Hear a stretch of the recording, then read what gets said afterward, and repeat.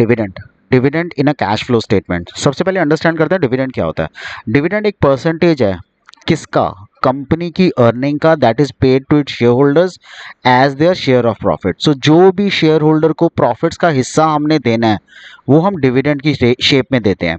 अब होता क्या है, जब एक शेयर होल्डर, जब एक नॉर्मल बंदा किसी भी फर्म में किसी भी कंपनी में पैसा इन्वेस्ट करता है, ही बिकम्स अ शेयर होल्डर। अब उस शेयर होल्डर को हमेशा इंटरेस्ट रहता है कि उसने क्योंकि पैसा इन्वेस्ट किया है तो उसको कुछ ना कुछ प्रॉफिट्स का पार्ट मिले। सो हर कंपनी जब डिविडेंड डिक्लेयर करती है तो उसको हम कंपनी की अर्निंग में से पे करते हैं। कंपनी की अर्निंग जो शेयर होल्डर को पे की जाती है as the share of profit. Dividend दो तरह के होते हैं, एक होते हैं इंटरिम डिविडेंड, एक होते हैं प्रपोज्ड और फाइनल डिविडेंड्स। सबसे पहले अंडरस्टैंड करते हैं इंटरिम डिविडेंड क्या होता है। इंटरिम डिविडेंड वो डिविडेंड्स हैं that are declared and approved by the board of directors of the company. उस कंपनी के जो भी declared and approved board of directors हैं वो उसको डिक्लेयर करते हैं। They are not declared by the share holders. Share holders इसको डिक्लेयर नहीं करते। Not paid on the preference shares since rate of dividend is decided at the time of it's issue. ये कभी भी प्रेफरेंस शेयर्स पे interim dividend declare नहीं होता, क्योंकि प्रेफरेंस शेयर्स पे डिविडेंड नॉर्मली फिक्स्ड होता है which is written before their names, that is 9% preference shares, 10% preference shares, 4% preference shares. जब शेयर्स इशू किए जाते हैं तब वो लिखा होता है उसके नाम के आगे। It is added to calculate the net profit before tax and extraordinary items. So हमने जब कैश फ्लो स्टेटमेंट में ऑपरेटिंग एक्टिविटीज किया था ना, उस ऑपरेटिंग एक्टिविटी में सबसे पहले शुरू कहाँ से करते हैं हम, नेट प्रॉफिट से। सो net profit before tax and extraordinary items. अगर ये डिविडेंड दिया हुआ है तो हमें ऐड करना है ये। It is a financing activity, it is an outflow of cash. इससे कंपनी का कैश बाहर जाता है। सेकेंड इज प्रपोज्ड और फाइनल डिविडेंड। अब प्रपोज्ड यानी कि वो डिविडेंड प्रपोज किया हमने, अभी तक दिया नहीं है। And final dividend paid. So propose dividend शायद हम नेक्स्ट ईयर में पे करेंगे, फाइनल डिविडेंड वो है जो हम पे कर देते हैं। So final dividend is proposed by the company at the end of the year. जब फाइनेंशियल ईयर खत्म हो जाता है उसके बाद ये डिविडेंड डिक्लेयर किया जाता है। It is approved by the share holders. ये डिविडेंड शेयर होल्डर्स अप्रूव करते हैं।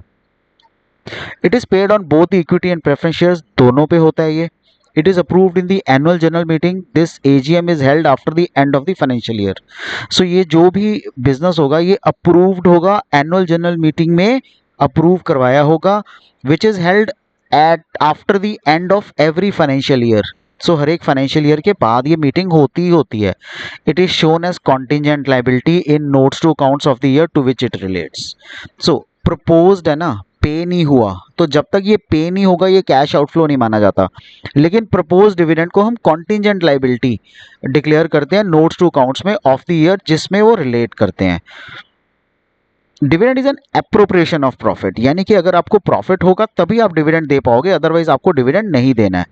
And is deducted from balance in surplus. जो भी हमारा सरप्लस का बैलेंस है ये उसमें से डिडक्ट हो जाता है। Dividend is paid on the paid up share capital. It is paid on the preference shares if dividend interim or final is paid on the equity shares. so dividend जो भी है ना वो paid up share capital पे होगा, यानी कि 50,000 अगर आपकी नंबर ऑफ शेयर्स इशूड हैं इनटू 10 रुपीज पेड हैं तो टोटल 5 lakhs होने चाहिए थे।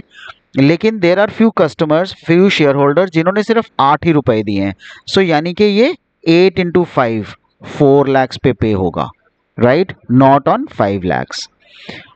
Payment of declared dividend is to be transferred to a special or separate bank account within 5 days of declaration and is paid within 30 days of being declared.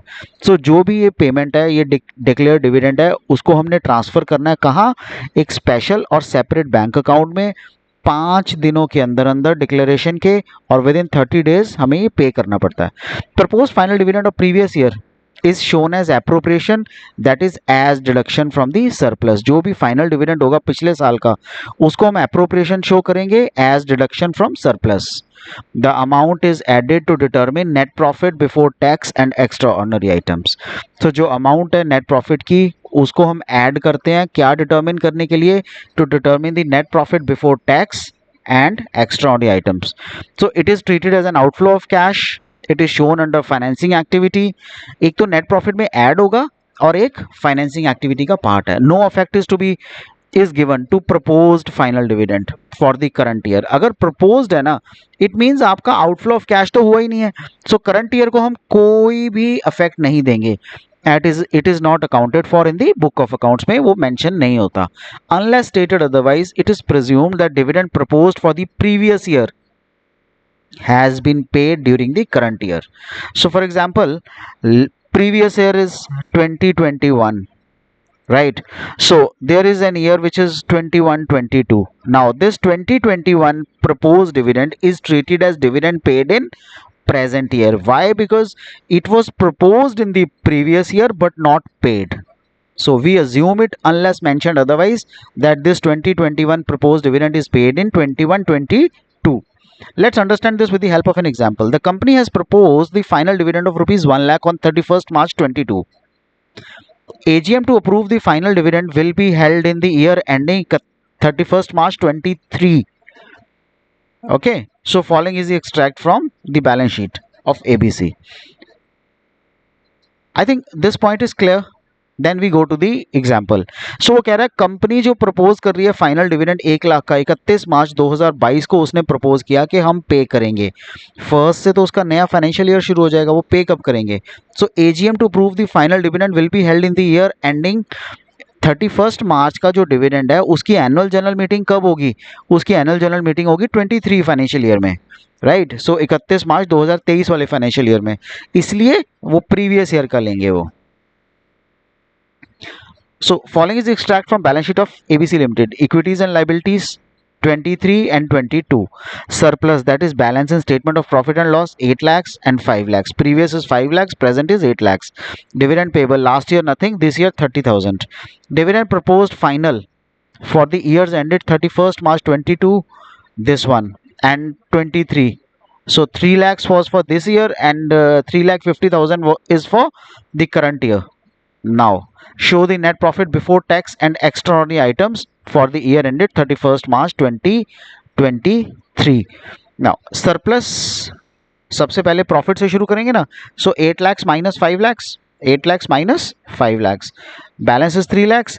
Dividend payable इस साल का कितना है?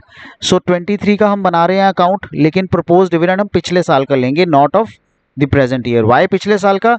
Because जो 22 का डिविडेंड है declaration हमने 31 मार्च को किया, लेकिन वो 31 मार्च वाली डेक्लेरेशन एजीएम ने अप्रूव की है कौन से फाइनेंशियल ईयर में?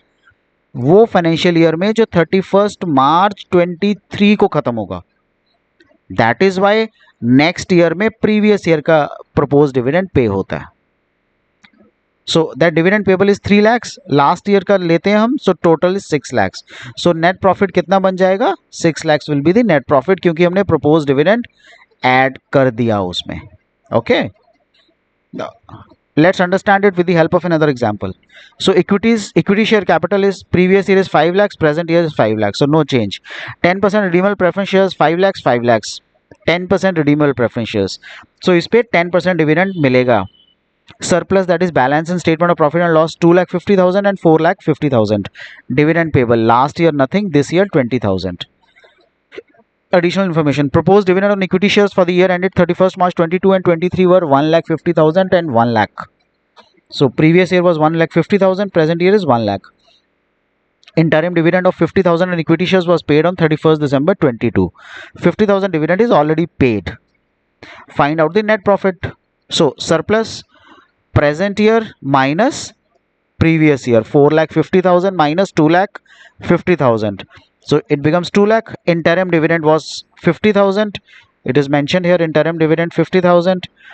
Preference share dividend, right? I told you 10% redeemable preference shares, so we have to pay the dividend. The present year capitalized value is 5 lakhs for the preference shares, so we have to pay 10%, that is 50,000 as the dividend for preference shares.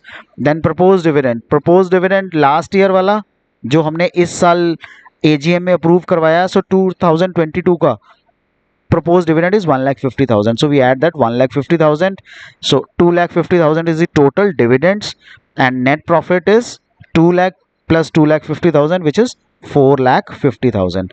So dividend on preference share is paid if it is to be paid on equity shares, hence it is paid here. So हम preference shares पे dividend तभी देते हैं अगर वो equity shares पे होने वाला हो, राइट।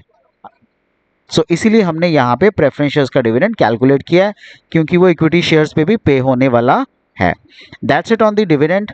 आपको कोई भी इसमें डाउट हो, do let me know, I will clear all your doubts. Take care, good bye.